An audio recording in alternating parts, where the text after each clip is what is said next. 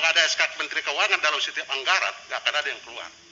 Tetapi bagaimana Bapak, staf-staf Bapak mengimplementasikannya itu dalam pelaksanaan pembayaran orang dan jumlah itu pertanyaannya, bukan.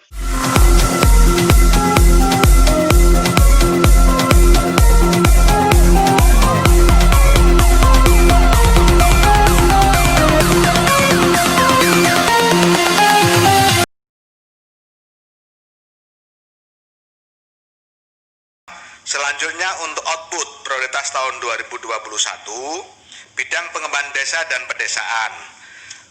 Untuk pendampingan 74.953 desa yang hari ini sudah diupdate oleh Kementerian Dalam Negeri, yaitu 74.963 desa. Tapi kita belum dapat tembusan surat keputusan menterinya, sehingga masih menggunakan data 74953. Kita sudah minta, tapi belum dapat kiriman sampai sekarang. Nanti kalau sudah ada kiriman kita akan sampaikan kepada Bapak Ibu sekalian. Targetnya adalah 35.168 orang, alokasinya 1,74 triliun. Nah, sekaligus ini tadi merespon apa yang disampaikan oleh Pak Joni Allen. Jadi sebagaimana yang sudah berkali-kali kami laporkan di dalam forum yang terhormat ini, bahwa terkait dengan pendamping desa kita tidak membuka rekrutmen karena kita lagi konsolidasi untuk peningkatan kapasitas dan manajemen agar dana yang dikeluarkan ini betul-betul berdampak positif bagi pemanfaatan dan penggunaan dana desa di 74.953. Oleh karena itu, ketika ada saran dan pertimbangan dari Bapak Ibu anggota Komisi 5 untuk menurunkan jumlah rasio antara pendamping dengan jumlah desa yang didampingi, sampai hari ini kami belum melakukan penambahan karena fokus kami adalah peningkatan kapasitas supaya apa yang menjadi tugas kita selama ini bisa kita laksanakan secara maksimal. Yang kedua, sekaligus terkait dengan gaji yang tadi disinggung, tentu nanti secara normatif akan kita laporkan, tetapi perlu juga kami singgung pada kesempatan ini bahwa mulai tahun 2021 ini penanganan pendamping desa fokus kita laksanakan di kementerian, bukan di dekon dengan melakukan manajemen dekon. Kalau kemarin pengelolaan pendamping ini dekon, sehingga pembinaan, penggajian, pengawasan dan lain-lain dilakukan secara dekon. Mulai 2021 semua kita lakukan dengan IT, dengan aplikasi, sehingga kita bisa melakukan monitoring one by one, satu persatu terhadap 35.168 orang yang daftarnya sebagaimana hasil rapat kita dulu sudah kita kirim daftar pendamping se-Indonesia pada tanggal 7 Desember 2020 sebagai tindak lanjut atas rapat kerja tanggal 18 November 2020. Bentuknya bentuk soft file, karena kalau dibentuk hard copy nanti terlalu tebal dan saya khawatir malah nggak terbaca. Jadi 7 Desember 2020 sudah resmi kita kirim ke Bapak Ibu pimpinan dan anggota Komisi 5. Kemudian yang terkait dengan sistem penggajian pendamping itu ada surat dari putusan dari Kementerian Keuangan, nanti kita kirimkan suratnya terkait dengan SBML, satuan biaya masuk lainnya, pokoknya itulah, saya juga nggak begitu hafal. Nah, kemudian yang terkait dengan tadi misalnya ada dirjen yang masih BLT. Pimpinan sedikit Pak, ini supaya begini Menteri ya, yang ditanya dan silakan Pak, baru saya persilakan. Yang ditanya dan yang dijawab supaya sinkron. Yang ditanya bukan itu, bukan soal, udah pasti ada SK menterinya, kalau enggak akan keluar uangnya. Bukan itu pertanyaannya, itu kita tahu betul.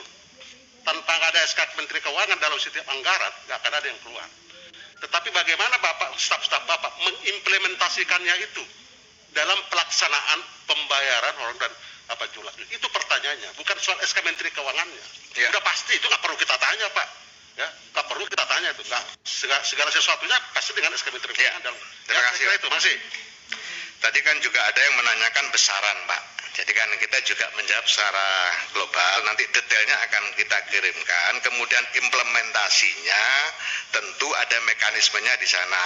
Yang berlaku tahun kemarin misalnya, tadi juga sudah saya laporkan, penggajian pendamping desa itu dengan menggunakan dana dekon. Jadi dana kementerian yang ditaruh di daerah, kemudian pendamping desa dikelola oleh daerah. Nah itulah yang kemudian beberapa permasalahan kita tidak bisa langsung menindaklanjuti. Nah sekarang kita coba kita tarik, sehingga misalnya permasalahan dari Pak Joni Allen misalnya, atau permasalahan dari Pak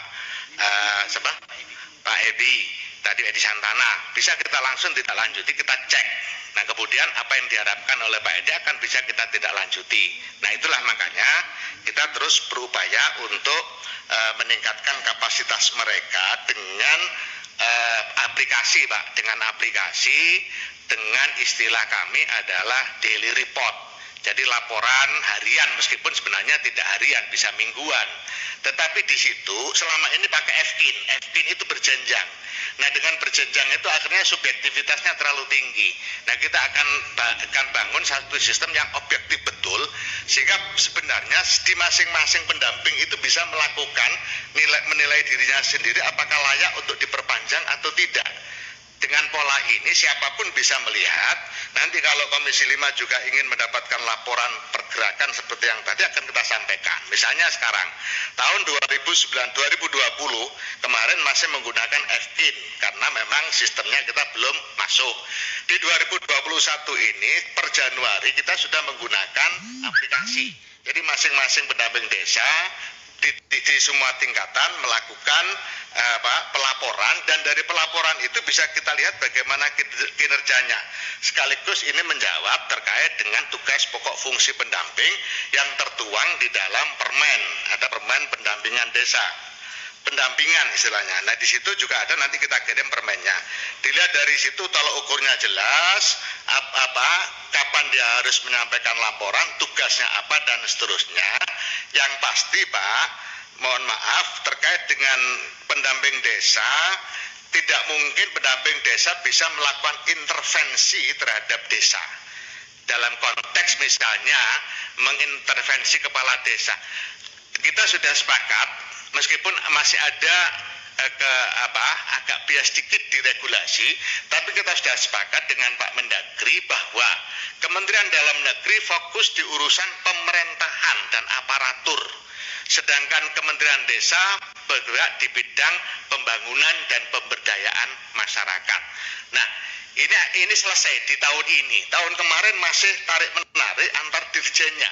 Ini sudah dinyatakan oleh Pak Mendagri sendiri, bahkan di tingkat dirjen pun sudah kita pertemukan supaya jelas posisinya, karena masih ada multitafsir terhadap regulasi. Nah, daripada berjibaku di dalam multitafsir, kemudian kita ambil kebijakan secara politik. Pak Mendagri menyatakan Kementerian Dalam Negeri di desa urusan pilkades, urusan aparatur desa, urusan pemerintahan desa, sedangkan Kementerian Desa urusan pembangunan dan pemberdayaan, dan tentu fokusnya justru pada penggunaan dana desa. Nah itu yang